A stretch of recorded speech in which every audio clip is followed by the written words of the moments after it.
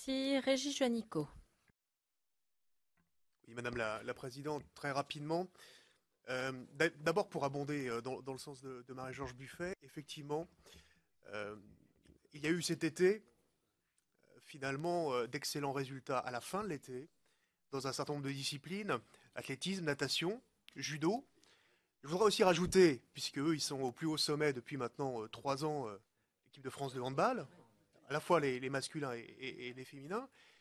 Et je pense que ça doit nous amener à relativiser un certain nombre de commentaires hâtifs, Madame la Ministre, qui ont pu être tenus au moment de l'affaire du football en Afrique du Sud, qui tendaient à stigmatiser la structure ou la gouvernance des fédérations amateurs. Je pense qu'il y a peut-être des leçons à retenir sur le succès de ces disciplines à la fin de cet été, et des recettes peut-être à retenir. Ça pourra alimenter éventuellement les réflexions des États généraux sur le football, et notamment la structuration des clubs à la base, le rôle des entraîneurs aussi, qui sont souvent des entraîneurs bénévoles, le lien avec les directions techniques nationales, et puis aussi le rôle de la formation et des pôles espoirs au niveau régional. Et c'est cet édifice-là qu'il faut absolument aujourd'hui préserver et ne pas fragiliser à travers, ça a été dit tout à l'heure, à la fois le maillage territorial qui est fragilisé avec la RGPP, et puis aussi l'incertitude aujourd'hui sur le rôle des collectivités locales, pas tant sur les compétences futures sur le financement du sport, mais est-ce qu'elles pourront continuer à pouvoir financer un certain nombre d'activités sportives. Et là, on a évidemment beaucoup d'incertitudes. Ma première question, elle est sur l'Euro 2016. Euh, alors, on a été un peu, je pense, naïf collectivement, parce que quand Ramayad nous a annoncé l'année dernière, à votre place, que vous aviez obtenu 150 millions d'euros du président de la République et du Premier ministre, nous pensions que c'était une contribution nationale, une ressource supplémentaire qui viendrait abonder d'autres ressources financières. Et là, bon, on a compris depuis que finalement, on allait demander au CNDS, effectivement, eh bien, de porter cet effort financier. -là. Alors, vous nous avez indiqué tout à l'heure que d'ici 2014, ça ne devait pas, en principe, porter préjudice aux interventions classiques et traditionnelles du CNDS, mais ça représente quand même quelques 60 millions d'euros chaque année.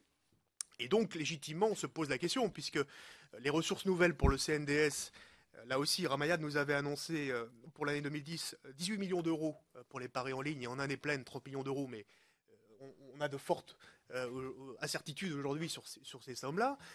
Et donc, on est amené quand même à se poser la question comment le CNDS va faire face s'il n'y a pas de ressources supplémentaires votées.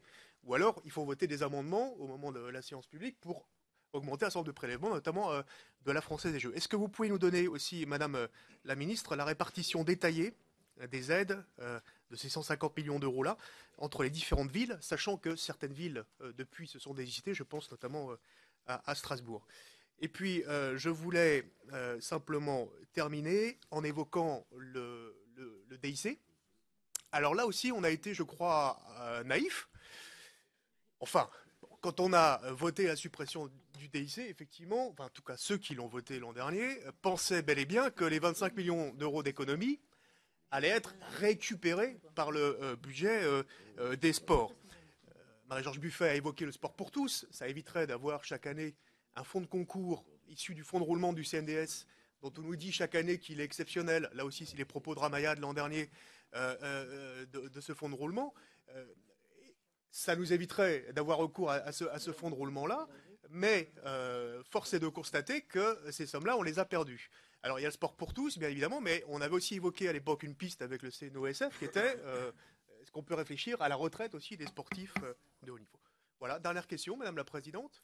Euh, un rapport a été commandé à Daniel Constantini sur une commission qui s'appelle la commission Grande Salle. Bernard Depierre, avec beaucoup de collègues qui sont aujourd'hui ici, a aussi réfléchi à la question des équipements sportifs l'an dernier. Alors, Daniel Constantini a démissionné de ses fonctions il y a quelques mois. Je voulais savoir quelle était la suite que vous comptiez donner à cette commission Grande Salle. Merci.